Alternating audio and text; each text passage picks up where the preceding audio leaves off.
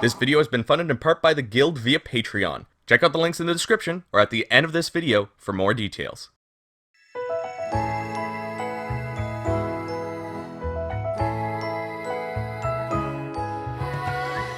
Hello everybody, my name is Chris Gildart, and welcome back to another Pros vs. Cons mini review. My list of finished Atelier games is relatively short.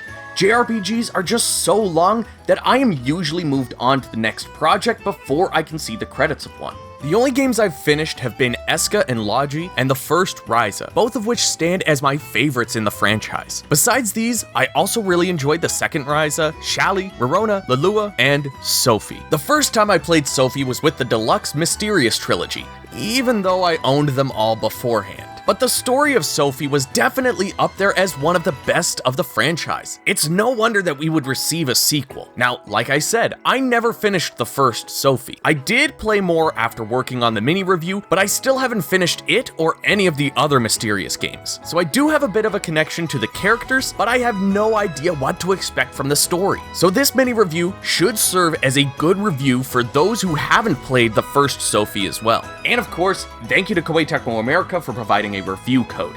I am so excited to jump into Atelier Sophie 2, but before we get into that, don't forget to give this video a like, comment with your thoughts below, and of course subscribe if you haven't already. Alright, let's find out what this game has to offer.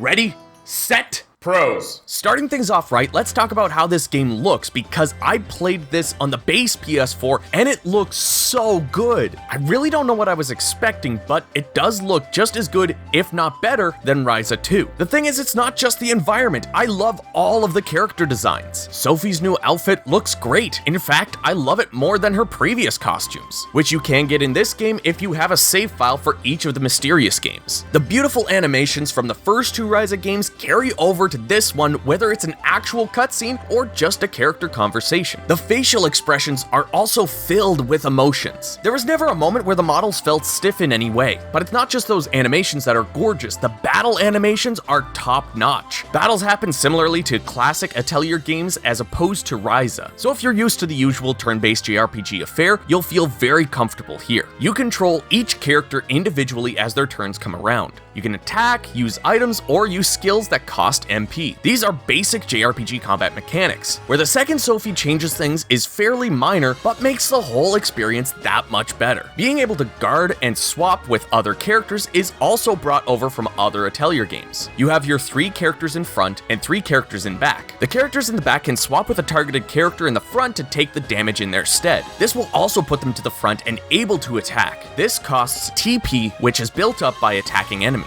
Double attacks are also back, but instead of using TP to have another character just do a normal attack, you expend your TP and both selected characters will use a skill during the same turn. Skills also cost 10 MP less when doing this, so some skills will actually cost nothing to use. All of these mechanics make for a fluid combat experience, and if you're grinding away, whether you're looking for specific drops or gathering experience, there are different combat speeds available to make that part of the gameplay go faster. On the topic of combat though, I need to mention the transitions from exploration to battle and back. I mean, watch out, these transitions are so smooth they just might steal your girlfriend. I also feel I need to mention the music as well, because it is very difficult to be mad while listening to Atelier music. Just like Dynasty Warriors always serves up great rock to push you through the battlefield, Atelier delivers a whimsical folkish twist on Japanese pop melodies. The best part is that they never feel out of place for this sort of JRPG. Overworld themes still feel suitable for roaming around the land, town themes fit the bustling streets and scenery, Atelier themes just make you want to get creative, and of course, battle themes still kick things up.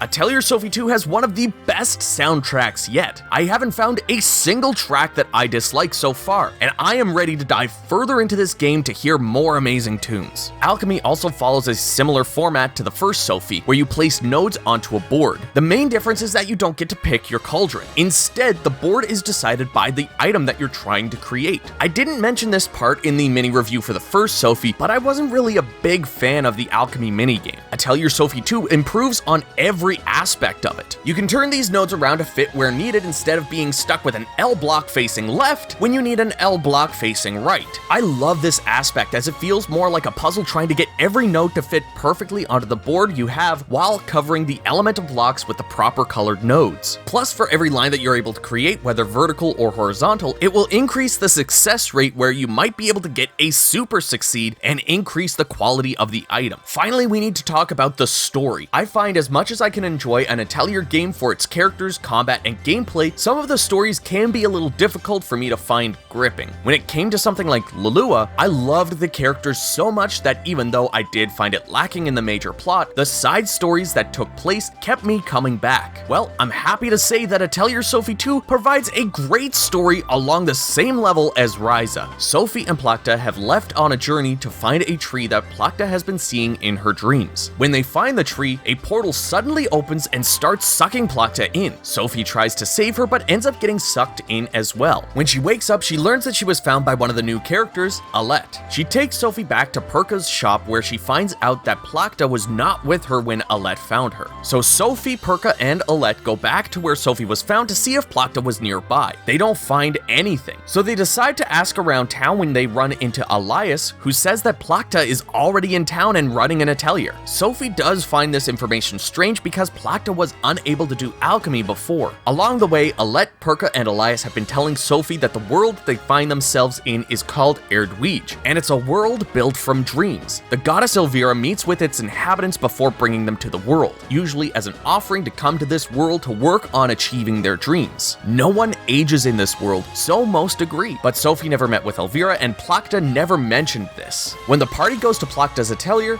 this Plakta doesn't look anything like the doll that we know, but Sophie says that they seem similar. This world Plakta believes that Sophie's Plakta and her are one and the same, but from two different times of the same world. Everyone agrees to help Sophie search for her Plakta, but first they need to find the most powerful alchemist in this world to get their hand. This alchemist's name is Ramazil, which might be Sophie's grandmother. With every step you take on this adventure, it only seems to escalate more and more. If you enjoyed the fantastical side of Ryza 1 and 2, I think you're going to really enjoy this new adventure with Sophie. But that's all the pros I have so far. Now it's time for the wrath of the cons! Now I know I mentioned the visuals of Atelier Sophie as a pro, but there's something about the last few Atelier games that I find hard to get behind. I like it in one sense, but not really in another. What I'm talking about is the letterboxing that happens during character conversations. They only just started making use of this type of conversation in the Mysterious trilogy, but it was only really used here and there. Meanwhile, Atelier Ryza 1 and 2 used it in every single conversation. Atelier Sophie 2 does the exact same as Ryza, which is a little disappointing when we actually get a cutscene and it looks great. The subtitles are just enough out of the way that you can enjoy what's actually happening on screen. When you get those letterbox conversations, there's just so much black space. I know this is a personal thing, but it always makes me feel like I don't have the right aspect ratio when there's this much black space. Then there's the UI. It's not like it's ugly or anything, but it somehow feels outdated. Like with Ryza and other JRPGs, I feel like we're moving towards an era where you don't have to just mash X in order to do normal attacks over and over. But Atelier Sophie 2 does go for a classic menu system. I would have liked to see them go for a more modern one where circle is attack, X is a skill, triangle is your item, square is guard, something like that. Some may prefer the classic menu system, but after Ryza and Edge of Eternity, I just really itch for a more involved experience. Finally, there's a couple of minor things that really bummed me out. And I know I keep mentioning it, but I will always mention a lack of English dub no matter the case. With a company like Koei Tecmo, you would think that they would be able to afford a decent English dub. It's sad to see a series like this continue to move forward without a dub. The first Sophie was available with English voices, and so is its sequel Ferris. But with Liddy and Suel, the series would stay Japanese only, and I am sad to report that Atelier Sophie 2 continues that. The last point I'll make is something that I believe to be an issue in other Atelier games too, but I really found it bad here. Atelier Sophie 2 has one of my favorite options, an auto button. You can press square during conversations and it will automatically move to the next line without you needing to continuously press X. That part is great. What's not great is that this auto feature carries over to the non-speaking parts. Specifically, it becomes a real problem with tutorials. I don't know why this feature isn't turned off for tutorials especially. Sophie has some unique aspects to the usual formula, and it can be good for even longtime players tiers to find out what's different. It's annoying to have to turn it off every single time. There was one time that I forgot to turn it off and I pressed X, skipping 2 boxes of dialogue in one. Luckily, I haven't felt lost in any parts of the game, so I don't think I missed out on anything important, but